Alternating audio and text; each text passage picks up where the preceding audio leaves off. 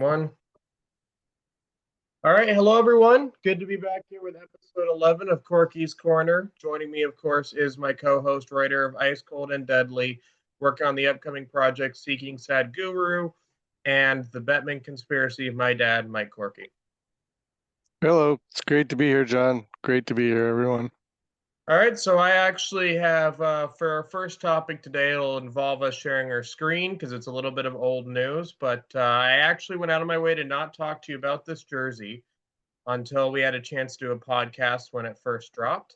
And you probably know which one it is already. But it is indeed the Heritage Classic Edmonton Oilers Calgary Flames jersey. I will let you kind of give me your thoughts on it first, and then I can give my thoughts on it.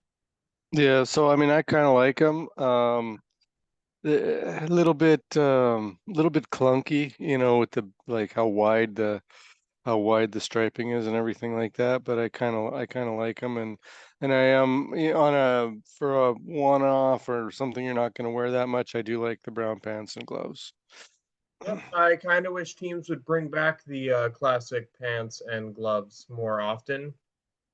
Just for especially for classic looking jerseys. Like I kind of wish, like at Boston, I think is doing it with their 100th anniversary jerseys. I do like it. I don't like the C up here though. I wish the C could be dropped, a couple inches down. Because that's what she said, just to kind of give it some symmetry. Other than that, I like the broad stripes. I think it adds a different look. I kind of wonder what it would look like if, instead of orange, this was white with some copper, because I think the copper would actually match the brown pants, and the Oilers do have that in their history. But, other than that, it looks decent. I think the brown pants will look good on the ice, especially in an outdoor rink. Do you know But where they got the inspiration for this from? I think I've seen pictures of the Oilers. Is it the WHL? No, it's from it's actually from the Edmonton Mercury's, the team that represented Canada in the Olympics. So the number with the dot in like the oil drop in the middle with the number, I think it was 56 or 52. I don't remember offhand which one. That was what was in and it wasn't an oil drop. It was uh, some other shape, and that they had the number 52 representing the Olympics in there. So they adopted that. It was I believe it was Edmonton Mercury's instead of Edmonton Oilers in the same basic shape in terms of the lettering. And other than that, it's fairly true, slightly different. A little, I think they had a little more red, but it's pretty true to what they wore. Yep. And then we have, of course, the other team, probably the team you're rooting for going into this Heritage Classic game, the Calgary Flames. They're obviously wearing the white jersey. I think it's just an example of, it's heritage, so I let it go. I don't like the striping kind of coming all the way down to the number on the shoulder, but I get it, for the purpose of the game. I do like the two-tone jersey. I think this is just a classic example of Calgary's jersey you just can't go wrong with. Yeah, I mean it's not bad. I mean, yeah, Calgary.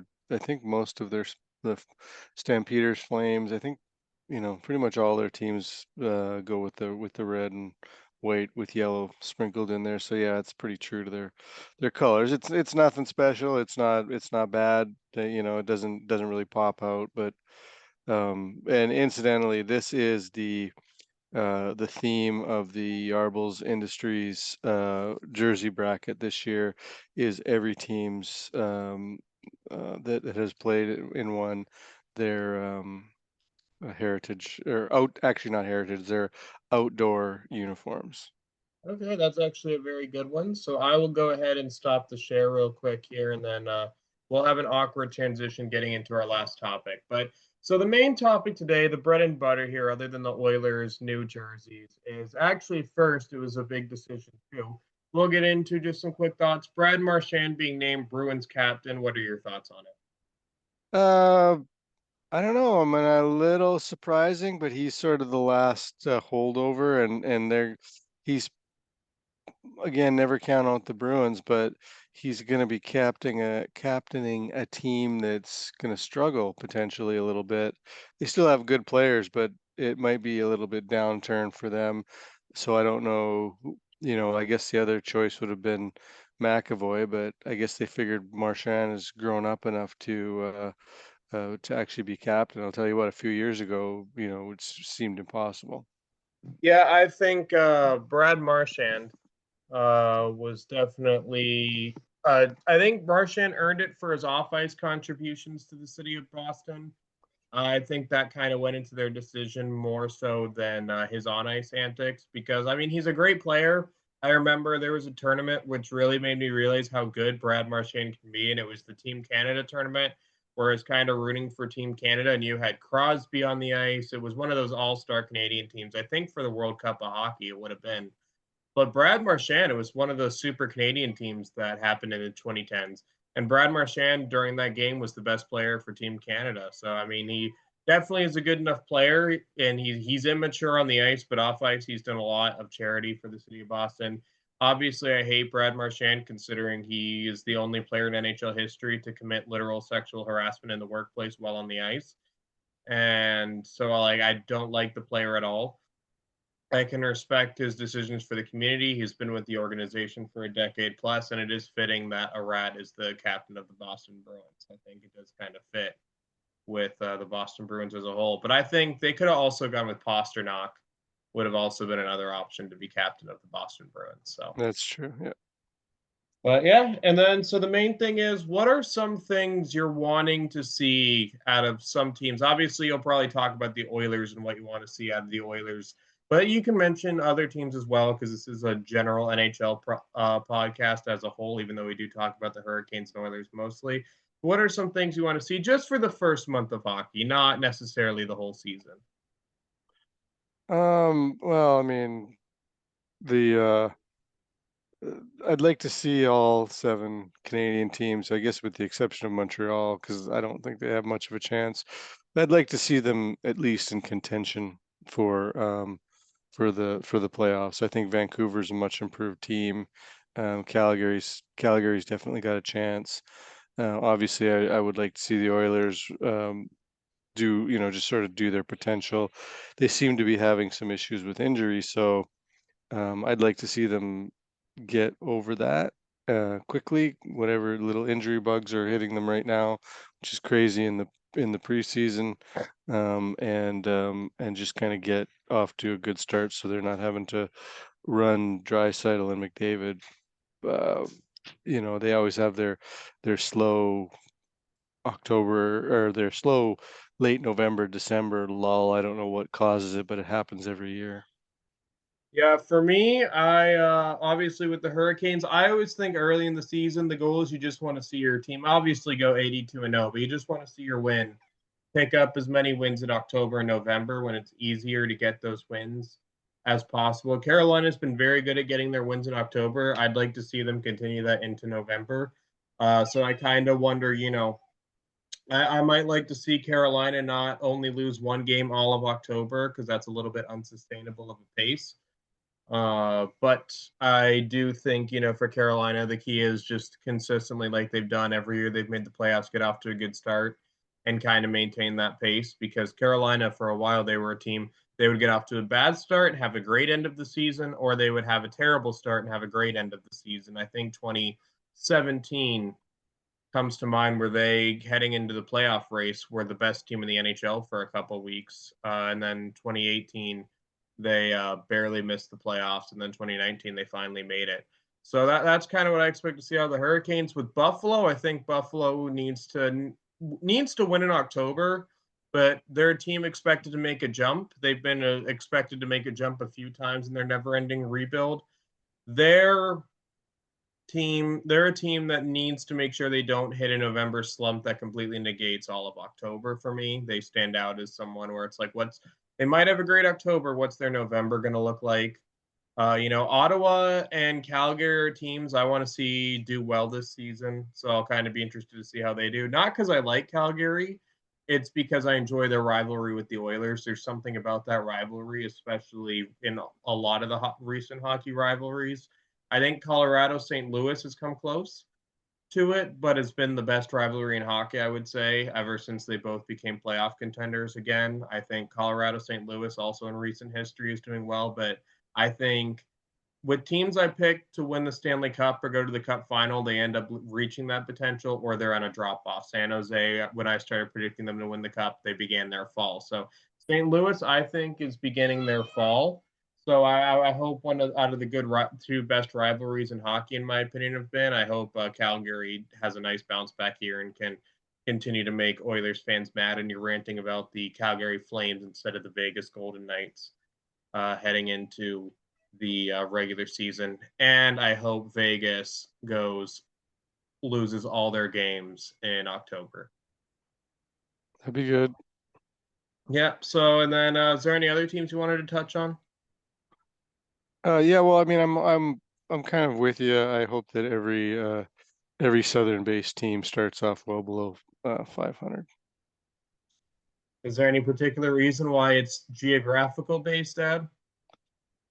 Yeah, it's just, these are Gary's teams. And oh, by the way, I see Gary is starting his own new podcast, so I might hate listen to that.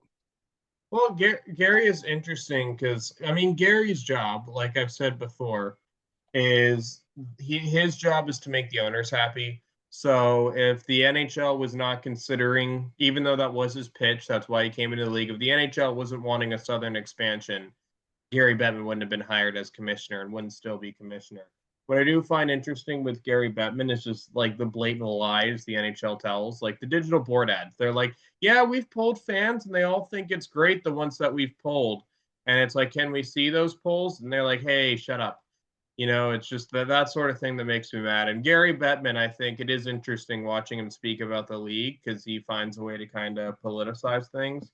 But I will say, one thing I'd like to see is, and it won't happen, is I actually watched a Thursday night football broadcast with my friend. And it was so refreshing to watch a broadcast that when the play was going on, they were talking about the play. Now that has changed with, Taylor Swift and everything, but it was like I did not have to hear about the betting lines. The rim around the boards was, not hurting my eyes, the sideline of the play. Granted, football, luckily all their plays in the middle of the field, while hockey, 90% of the game is on the board. So even if they did add advertisements, it wouldn't be as obnoxious. But I'm sitting there watching and I'm like, this is so refreshing. I mean, yeah, the commercial breaks are more frequent just because of the way football is, but man, it is like just the advertising is just not ham-fisted on you during the play. And it amazes me that the NHL, everything I like the NFL does and think that's what makes them a successful league, the NHL goes and does the opposite. And then the things I don't like about the NFL seems to be what they choose to copy and bring into their own league. It's just so freaking annoying that the NHL gets in their own way like that. Yeah, you mentioned her, but I'd also like to see someone from the Oilers start dating Taylor Swift. I think if I had to pick an Oiler to date Taylor Swift, it would be a fourth liner. Just because the comedy of a fourth liner, because obviously it would probably be a McDavid or a Draisaitl, but something They, about a fourth liner. they're both engaged or whatever, so they're not an option. So maybe a Dylan Holloway. Yeah, maybe. Well, he might be a little bit young because she's actually getting up there in age, despite her song 22. She's not exactly 22 anymore. That's true. But yeah, are you surprised that the Oilers didn't claim Hayden Hodgson off waivers? No, they have no room for anything. Their moves. I mean, they got Raphael Lavoie, who kind of has they can only carry 21 because of the cap crunch. So they know the 7 defensemen they're gonna carry. So the only question is who's the 12th forward, and they've got a player that they drafted in the second round, Raphael Lavoie. He's come along, developed in the minors, junior, and and he's ready to go. So they need to see what he looks like.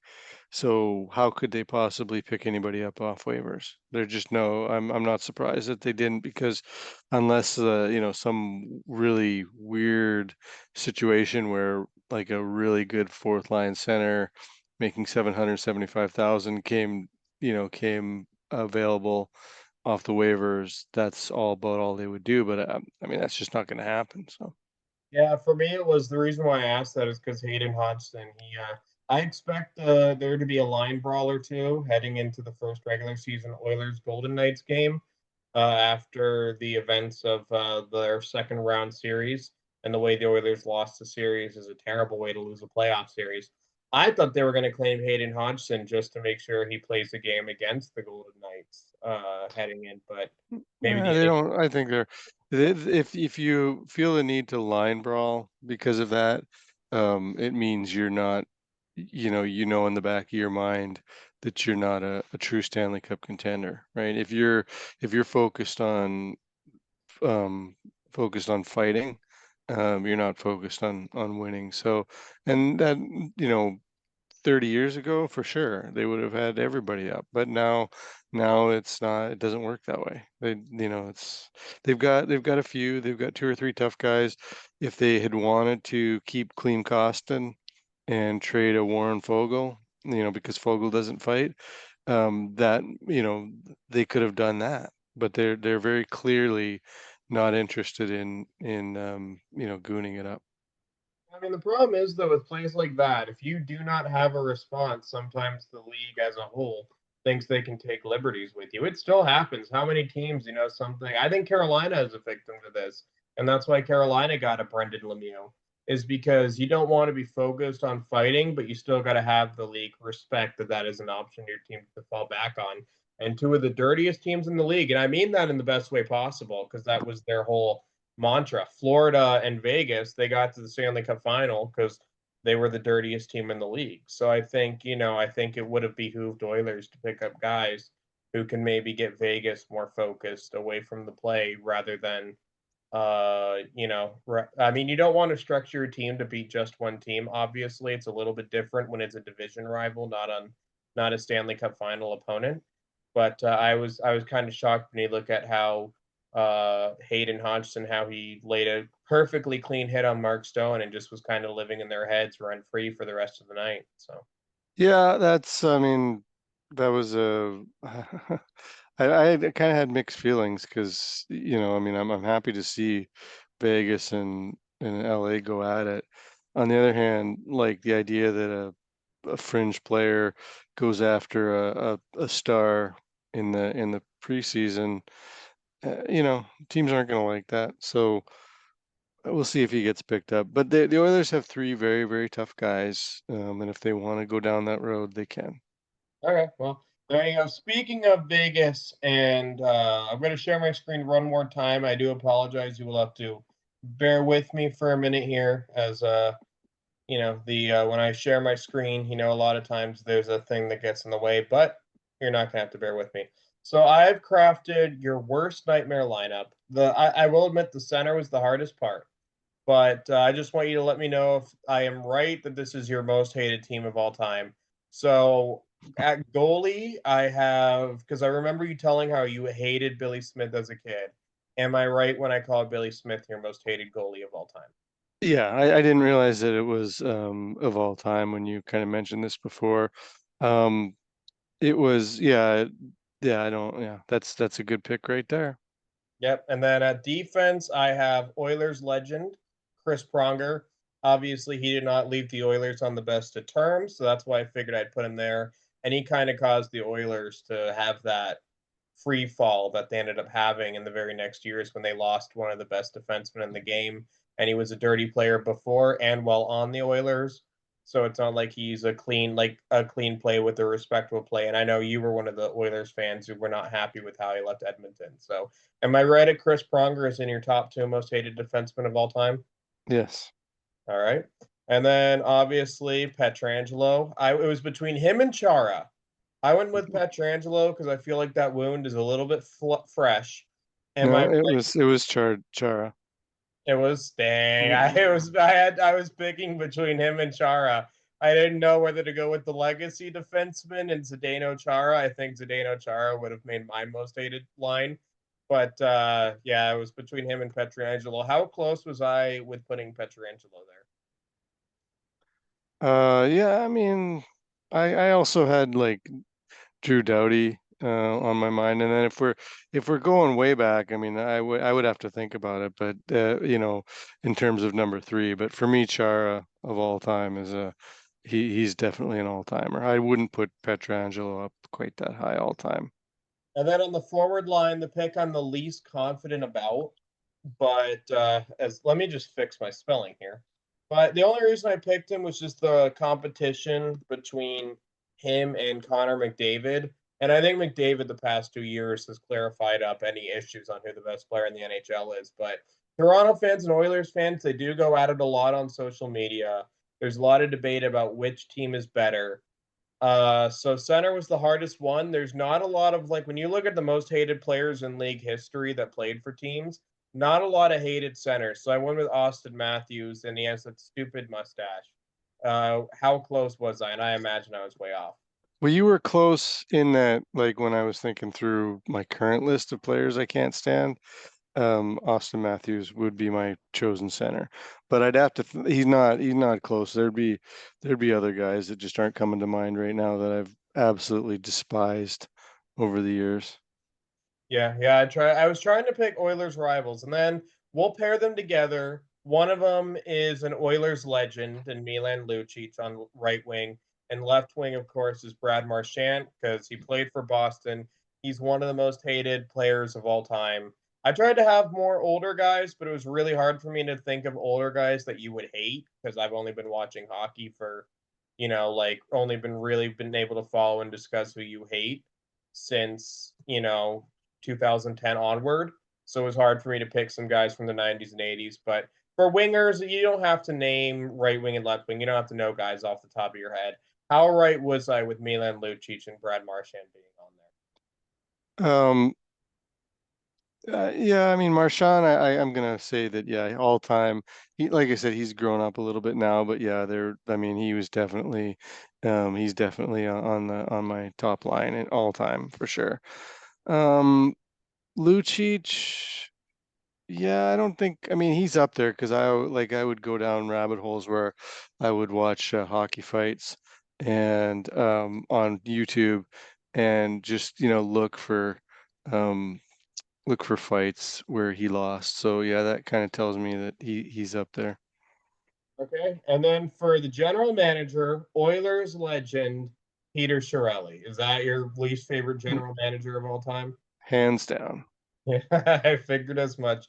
And then the coach, I tried to go back to 80s with this one. I didn't want to just pick someone cheap like Mike Babcock. I considered Stan Bowman, but Stan Bowman, like with Steve Eiserman, has like the respect, especially at You mean Scotty Bowman? yeah, Scotty Bowman, sorry. Um, I would have picked. I considered Scotty Bowen. I went with the coach for most of the Battle of Alberta of the '80s and Bob Johnson. Is that right, or has or should I have just gone cheesy with Mike Babcock or someone along those lines? Um, yeah, I don't focus too much on coaches, but yeah, I think that's pretty close. I think when I think back about that rivalry, I did not like him, so I would put him if he's not the top, he's in the top three for sure. And then the one player I wanted to ask you about that you didn't pick. I know you probably respect him now, especially for speaking out against sexual assault in the leagues and everything. Theo Fleury, would you have ever put him on your most hated line, or did you just always kind of like him for you? You and I are not tall people for being one of the short people that was not only able to play the game but play the sandpaper style that you not only taught me to play. I imagine you played as well. No, I don't mind Flurry. He did a lot of good. I cheered for him pretty hard when he was playing for Team Canada. So I don't hate, and I used to work out at the same gym as him in Calgary. So I'd see him there, and no, I don't mind him. I mean, he was a big part of that rivalry and highly annoying during that rivalry. But I wouldn't put him on this list. Yeah, so that's why I didn't pick him. That's why I went with Lucic. But I was wondering how close I was if I should have. I clearly shouldn't have. So that answers that question. And then the team, of course, I think it's a little bit shocking considering you didn't grow up hating them because they didn't exist when you were growing up. I, of course, put the Vegas Golden Knights. Are they your most hated team of all time, or is there still some Calgary and Boston teams you hated more than those Vegas Golden Knights? Yeah, of all time. Um, You picked three. You picked the three for sure that I've hated the most by far. So I it's a because when I think about how much I hated those Calgary teams, um, but I there might be times I think if they were playing Vegas or Boston, I would cheer for them. So yeah, you picked it right here. This is I think it's just a disgrace, the way that they were handed a Stanley Cup, and it's just it was you think about all the other expansion teams that came in and did, yeah, they had to pay their dues, and but they did just fine. So this was purely greed and money grab, and that's sports now. And let's face it, that's sports now. But this was to the extreme that you come in, you get in, and you get to just pick like a team that can immediately contend for the Stanley Cup. It's not right. So, yep, number one with a bullet. Yeah, so that's what I thought. So it looks like I got, I would say, 3 out of 5 correct with Marchand, Pronger, and Billy Smith, or 3 out of 6 correct with the kind of this diagonal line right here. Center wise, I don't know who I would have had. I considered looking at the Flames roster, but you haven't ever ranted about anyone else the way you have Billy Smith, and I wasn't gonna put the captain who finally won the Stanley Cup after leaving Toronto on bad terms, whose name I'm blanking on. I wasn't gonna put him on there. Mhm. McDonald was his last name, right? Lanny McDonald? Yeah, Lanny McDonald. That's what I was thinking of. I considered him just because he was the heart and soul of the Flames at a time where you would not have been a Flames fan. But yeah, I guess I got about five. I got 5 out of 8, so that's actually a pretty good score. Yeah, Um, it's a C, just like you did in school. Not bad. Yeah, the C's get degrees, as someone we know would have, told. So, but yeah, is there anything else you want to talk about before we close things out? Since for the first time in a while, we actually have some extra time. Um, no, I think that I don't like it because I don't want this much attention early on, but it sounds like a lot of pundits are predicting the Oilers to win the Stanley Cup, and we don't need that kind of jinxing going on. So everybody just slow their roll and let me be quiet and confident about the Oilers' chances this year, but we don't want any hype around it. Well, if it helps, Carolina, my team is the betting favorite, which I don't like. I don't like when I feel weird when people are like, "Yeah, I expect Carolina to win the Stanley Cup," because even going into '06, no one had Carolina winning the Stanley Cup in '06.